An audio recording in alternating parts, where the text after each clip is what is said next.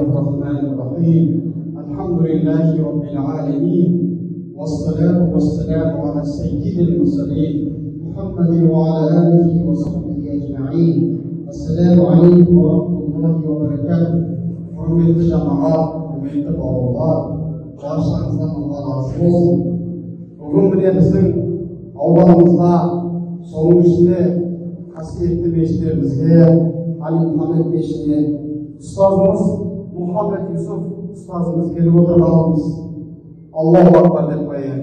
Ustaz, hoş geldiniz. Ahmet Osat'tan yerimizge. Sizin hadislerde keledi. Ağımda Peygamberlerin miras koruları değil. Ağımın özüsü de onun ardından hatırlayın deydi. Sonuçta da bizler hürmetli olmak, ağımlarımızı sebabı gerek. Şamamız gelecek bu sözün duasını alıp kolayım, batasını alıp kolayım. Жаңа өмірлерін қарап отырсақ, 10 жасында хафиз болған екен бұл кісі. Мына әлем мойындаған мың жылдық тарихы бар Әл-Азхар университетінің ғылым ордасының шариғат канун бөлімін қабылдайтын шариғат университеті, ислам заңдары өте бір керемет бір қазіргі қоғамда мұғамалат өте бір жақсы факультетке түсіп, соны тәмамдап беріп жабылады екен. Бірақ кейбір амалдары бар екен. Ол барқын мәйіті қабірде жатса да артынан сауаптар еріп болады. Ол не амал дегенде артына бір жақсы қалдырса. Bir adam iş salıp etse, kömür salıp etse, bir adam yol salsa, medrese salsa, sol adamın salgan yolunu kançadan görse, sol siyahtı ustazımızın kança еңбектері var.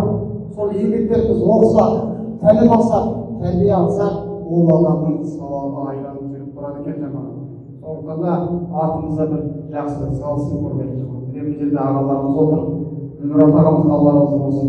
Қаншама мешіттер салып, имамдарға жәрдем беріп, қандай жағдайда жаңағы өзі болсын керек. Оған жаңағымыз отыр бұл жерде. Сіздерге де баршаңызға Алла разы болсын. Жаңа сөз арасында айтып өтті. Қазақтың лицейінде бұл сағат тіліне сабақ берген екен. Осы еліміздің тыныштығына, бірлігіне көп үлес қосқан екен. Сондықтан да Мұхаммед Юсуп ұстазымызға Алла разы болсын. Алла әрдайым жолыңыз ашық болсын. Осындай шәкірттеріңіз көп болсын. Жан-жақта сіздің қанша шәкірттеріңіз бар, ол шәкірттеріңіз барда сіздің де үйреніңіз сөздер болады. Жаңа айтып жатыр ғой, ғалымдардың дәрежесі үлкен болады.